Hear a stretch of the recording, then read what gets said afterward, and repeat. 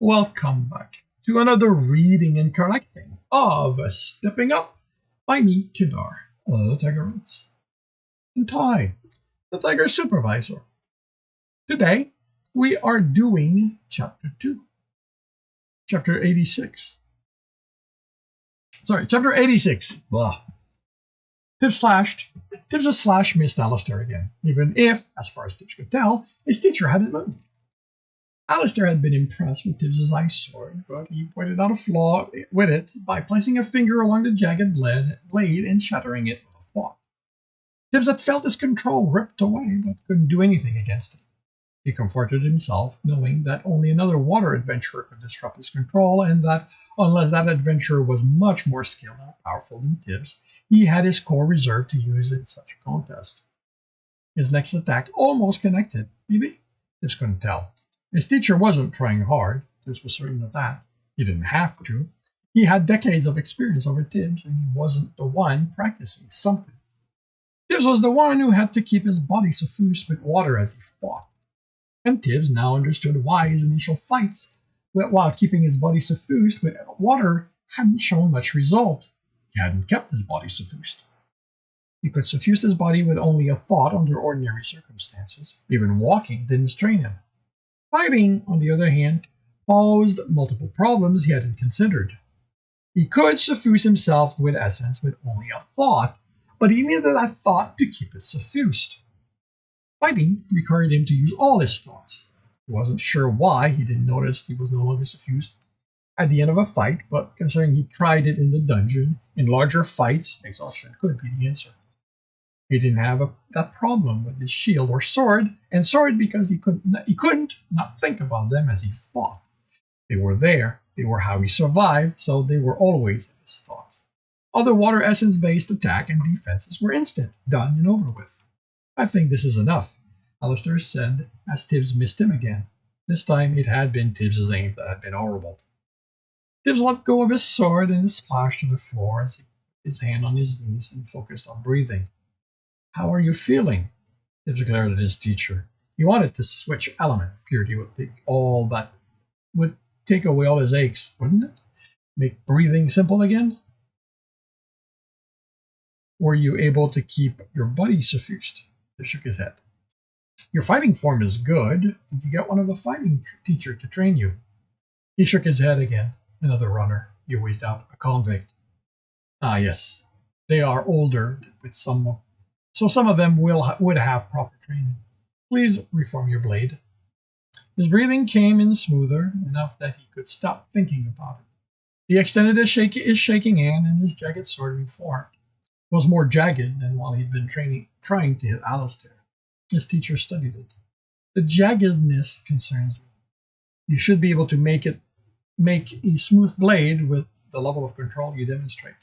That you can't tell me you are deeply angry about something, Tibs snorted. I think the guild's given me plenty to be angry about. Anger and water are not. Oh, that's bullshit, Tibs snapped.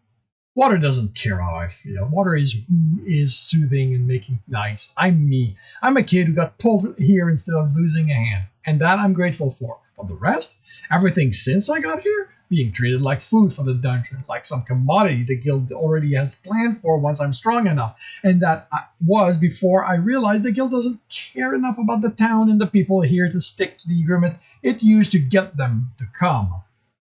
Fucking guild of yours left off to die. He waited for Alistair to snap at him angrily, to offer defense for the guild's action. So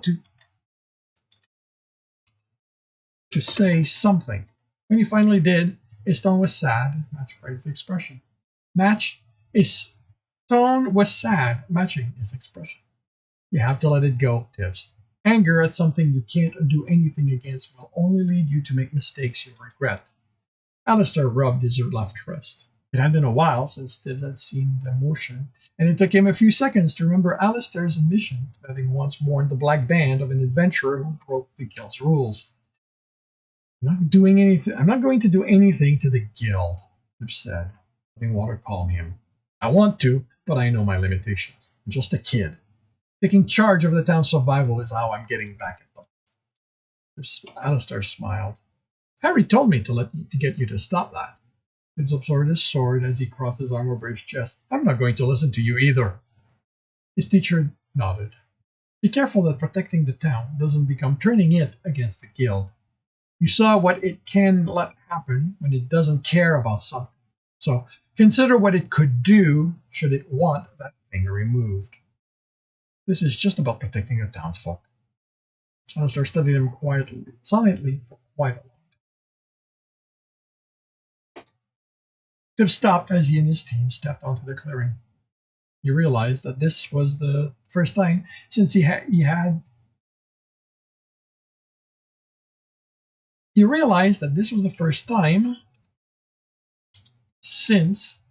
his team that he wasn't sure he wanted to do the wrong.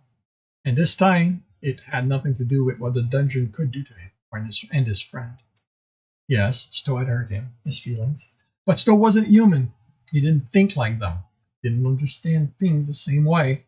He'd seen what he did as a nice gesture and a way to have fun. Tibs had been justified in walking out and hurting him then and there. But staying away all this time? Tibs got angry at one of his friends. He yelled at them. He kicked their shin, and then they talked. Tibs hadn't done that last one with Stowe. He didn't even know why. He kept himself so busy he hadn't had time to think about it. No. He kept himself busy so he wouldn't think about it. Purity was good for that, giving him reasons to do instead of think. And now that he no longer had a choice about speaking with Stowe, he realized he was afraid of what the dungeon would tell him. Or maybe Stowe would just remain silent the entire run, and he didn't know which was worse. Why hadn't he come in sooner and talked? Gotten Stowe to apologize for what he did so that Tib wouldn't now feel like he was the one who'd done something wrong by remaining away all this time. Karina had told Jacko, what felt like a long time ago, to give Krosef some leeway on account of one being West Street and the other a city folk. Tibs understood now why the two continued having arguments over those differences afterward. Knowing you were different didn't help. Tibs wanted Stowe to just know why he'd hurt him. Tibs? Jekyll asked, shook himself and moved again. Stowe was silent as he arrived at the stair, and still as he climbed them. At the entrance, the cleric frowned as he looked at Tibs, and Tibs returned it. The man was old, but the concentration of his essence marked him as no more than the rogue. Is there a problem? The guard asked, her tone disinterested.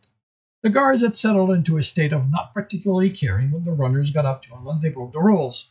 Or at least that was how it seemed to Tibs. They no longer flinched when they realized one was nearby, or watched in awe unless they were brand new.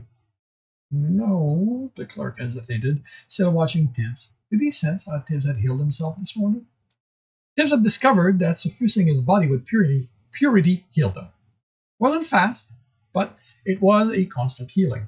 He'd also realized, after being attacked late in the night after his roof running, that it removed his tiredness. Karina had forbidden him to use it to avoid Karina had forbidden him from using it to avoid losing time to sleep after she found out he'd been doing just that. So now he stayed up far too long, slept a little, and suffused himself for a few minutes as soon as he woke up. It left him feeling as if he'd had a long night of sleep.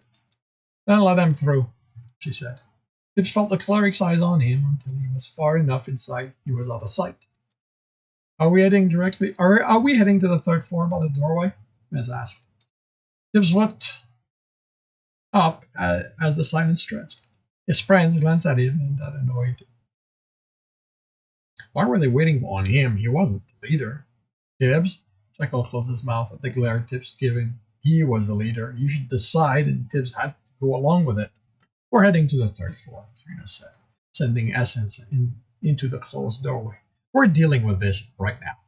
Shimmered, then showed the bridge over the pool. She stepped through before anyone commented, and stepped to the side where the other doorway was. Tibs went through the doorway with only Cumdar behind him. The cleric had looked at him impassively as Tibs glared him to go first. Then he stepped through the doorway to the third. Is it my imagination, or does this feel more ominous than last time? As asked. Again, his friend looked at Tibs. What? He snapped.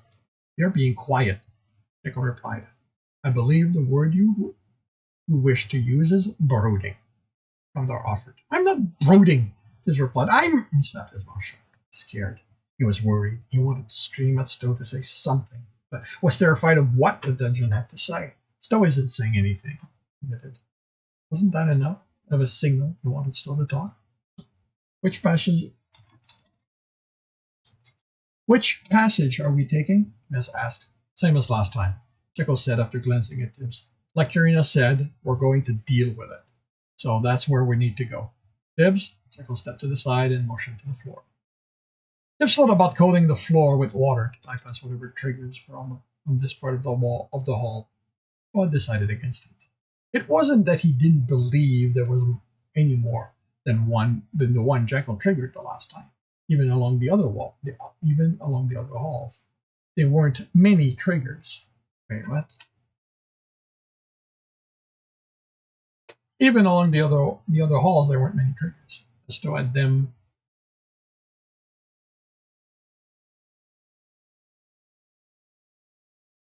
Many triggers as Stowe had.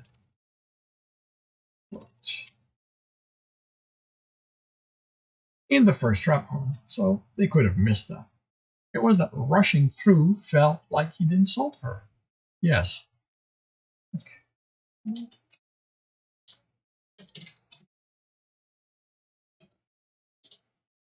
Yes, Ganny had also played a part in how Stowe hurt him, but could he hope to have a conversation with either of them if he just ignored the work they put in making the floor? Maybe if he showed them he still took this seriously, Stowe would talk to him. Tibs? Jekyll whispered, I don't think you're going to find the traps by looking ahead. Actually, Tibs said, chuckling, then shook his head as Jekyll saw his expression. Maybe next time. He crouched and proceeded forward. With the floor not perfectly flat and with the occasional unrelated cracks,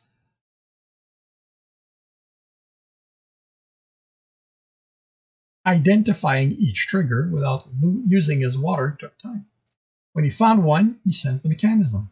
This close to it, the saturation Ganny maintained on this floor didn't prevent him from telling some of the essences that were part of the triggers, but he couldn't follow where they went beyond a few paces. Tibs, Jekyll asked, wasn't there 3 branches here last time? Tibs looked up. Ahead, where the hall had split into 3, there was now a branch going to the left, one going to the right, and a flat wall between them. That wall wasn't there, Maz said.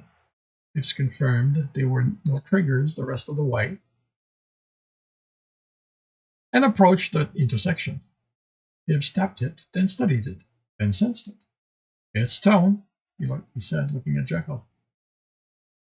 It goes on deeper than I can sense, the fighter said, hand on the wall. The essence was tight, but earth was all there was. It went on further than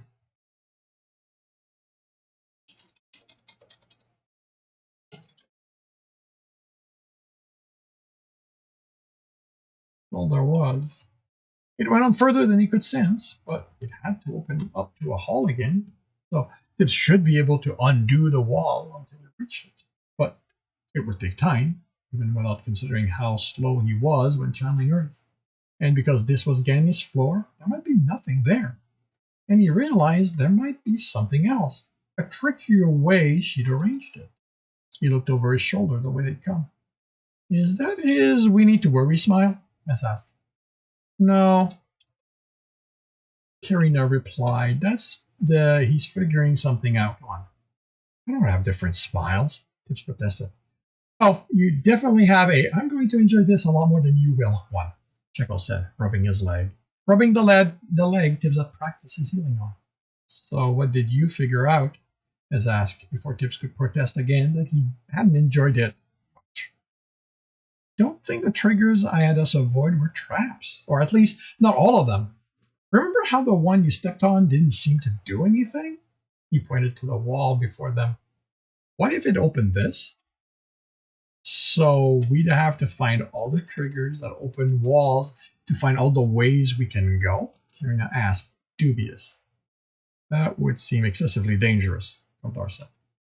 There's a way to tell the ones that open walls from the ones that kill us, Tibs replied, turning to study the triggers. Jekyll stopped him. Next time. Right now, we're going that way. Tibs smiled at Jekyll, but there could be loot behind the wall if I opened it properly. And that's your, look at me, I'm too innocent to be planning anything, smile. Next time, Tibs. Maybe the hall won't lead us there unless, Tibs, I only stepped on that one trigger, Jekyll said, and that is what it seemed to have done. I'm sure they're going to, that Stowe will, it won't. He let out an exasperated sigh. Tibs bit his lower lip. He'd been looking for a way not to go forward again. He wished Stowe said something, anything at this point. So Tibs had an idea where his friend stood. With a resigned nod, he headed in the direction Jekyll nudged him into. Without the creatures to fight, they reached where they had encountered they stopped and waited. The silent stretch, no scraping of stone, no approaching thing. Are we sure this is the right place? Karina asked, studying the walls. Yeah, Jekyll replied. Tibs? He sensed ahead for anything, but the hall was still saturated. So he went to the bend from which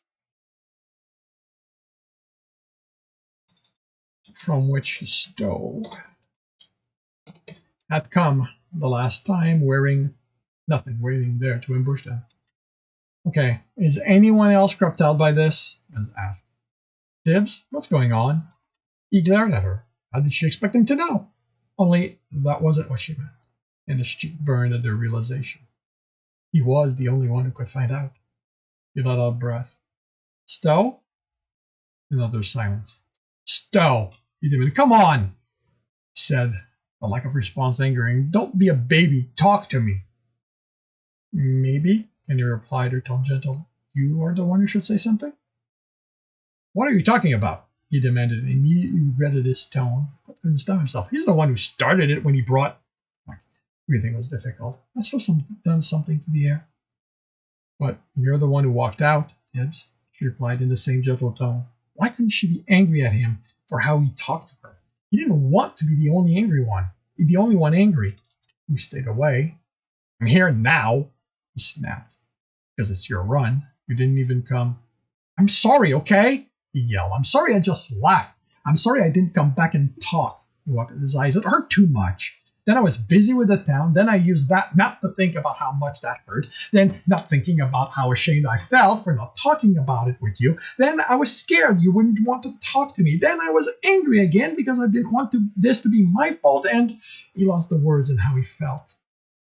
I'm sorry I hurt you, Still said softly. And Tibs found he could breathe easier. I thought you'd... Tibs tried to say something, to think of something to say, and Still stammered into silence. Still sighed. I don't understand people very well. I know, Tibs said. I should have given you leeway because you're a dungeon, not human, but seeing... He swallowed, forced himself to say it as calmly as he could. Seeing Payan again, it hurt too much. We aren't like your creatures, continued before he could find out Stowe had nothing to respond with. We don't exist to do just one thing. When we leave you, we still have lives. We still exist. And those lives happen with the people around us, beyond our team. You said that you heard how she enjoyed fighting with Jackal, but that meant more than fighting. We shared ales and meals. We helped each other. When someone like that dies, it stays with us. The pain diminishes in time, but it never goes entirely away. Thought of Mama, and those times when he missed feeling her arms around him. Seeing her like that, it reminded me of the friendship I lost. That hurts, though, being reminded she's gone. I didn't want her to die, but after Jeff did, I shouldn't have been surprised. He looked at Jekyll. That's why I'll never have that's why I'll never have a special someone. No one will ever feel that kind of pain because I died. The look Jekyll gave him was odd. Sadness and amusement. Are we good? Maz asked before Tibs could ask what that was about. I mean, is the dungeon Oh, this is too weird. He ran ahead of his face. We shouldn't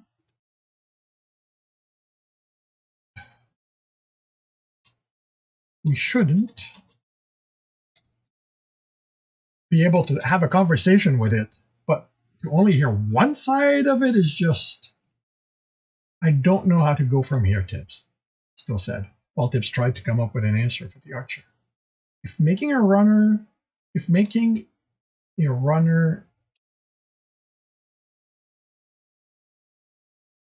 going to hurt you, each time, how am I? There were plenty of runners Stowe could use Tibs wouldn't care about. But what about Karina and Jackal? What about the other runners? Everyone had lost teammates here. Mez had lost an entire team to the dungeon. Or Kumdar, who didn't realize he had no idea if the clerk had lost friends here, or if he had friends outside the team at all. He doesn't know what to do if he can't create runners. Tibs told him. You can just make more creatures. Mez said. Those work fine. Stowe snorted. Have you seen how easily you go through them? I haven't cracked what's needed to improve them on the same level as... people are... I don't know how to explain it, but it's like they're made for this. Like, they move faster, easier. They're just plain... Yes? Tibs prodded as the silence stretched. I don't want to hurt you again, Tibs. Tibs nodded and readied himself. Just say it. People are just plain fun. I can walk, I can talk when I'm in one of them. It's easy to move them, to fight. I didn't realize how slow and lumbering the brutes are, even the one I made just to fight Jackal, until I was in... I think I could win a fight against him using a person. The eagerness died off. But not if that means causing you pain. Tibs chuckled. The idea Stowe didn't want to hurt him when he existed to test them to the point they'd die was nearly funny. That he said he wouldn't use someone Tibs knew because it would hurt him, at the same time as saying he could use them to kill Jackal, would be funny if the idea of losing his friend didn't hurt so much. He told the other what Stowe said. Jackal stepped forward. Done, Stowe. First off, I don't care who or what you use, you aren't beating me. I'm the best fighter you'll ever meet. Looked at Tibs. He's waiting for whatever else you have to say. Second, Jackal sounded miffed at not getting a comeback. I demand payment for the help I'm about to give you. Jackal, Karina snapped. You don't make demands of a dungeon. Already have. Jackal looked up at the ceiling. So? I will consider it, Stowe replied, based on how fully it actually is.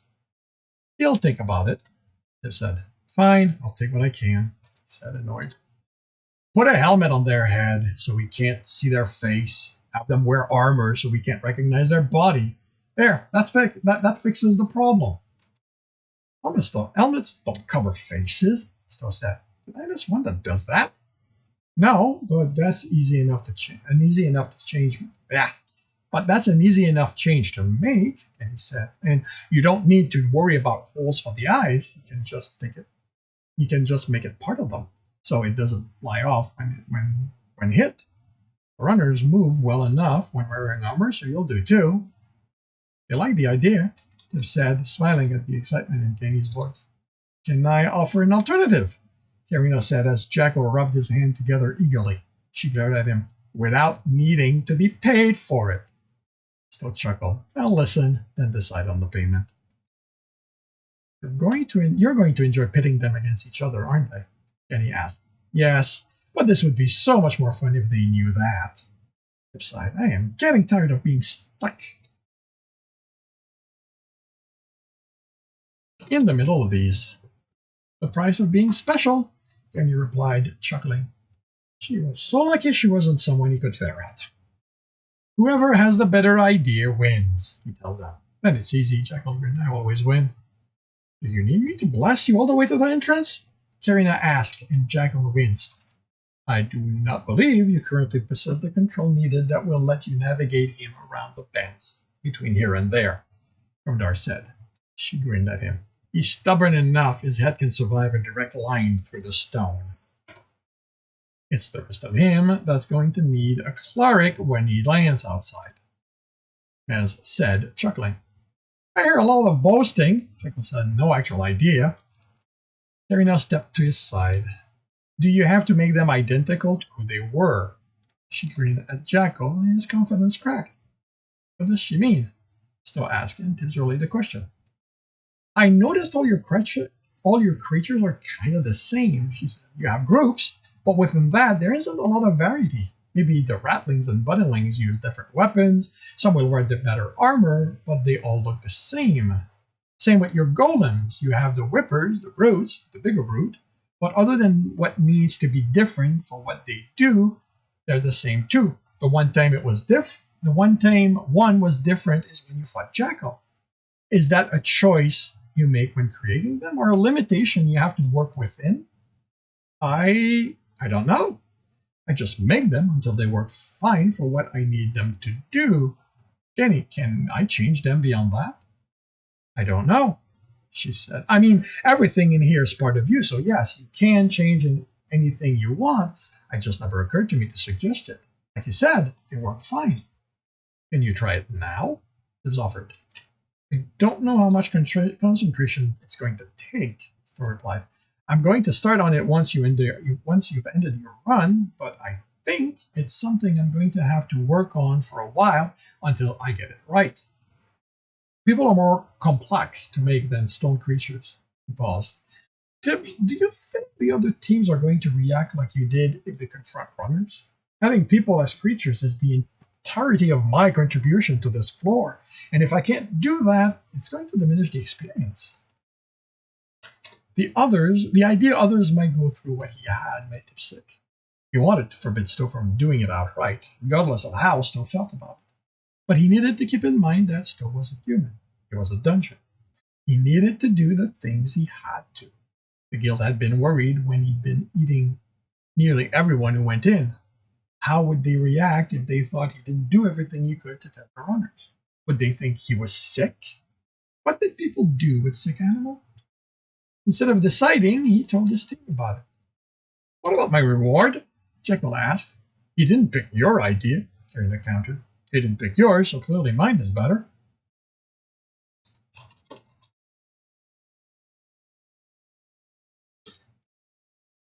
Stowe and Genny chuckled. We can deal with that afterwards, Tibs stated. Should Stowe use the people creatures with the other teams, even if they look like dead runners? Why does he care? Mez asked, and immediately raised a hand as Tibs was about to protest. I get why what happened with us is a problem. He likes you, and hurting you caused you not to talk to him, and that hurt him. But unless he likes someone on another team, what does he care what they'll think? It's not what they think. It's not what they will think that worries it, is it? Turner asked. Who else would it? Mez looked at Tibs. Oh, and Tibs was stuck in the middle again. Would Stowe keep protesting if Genny called him out for being sweet on Tibs? Everyone was looking at him.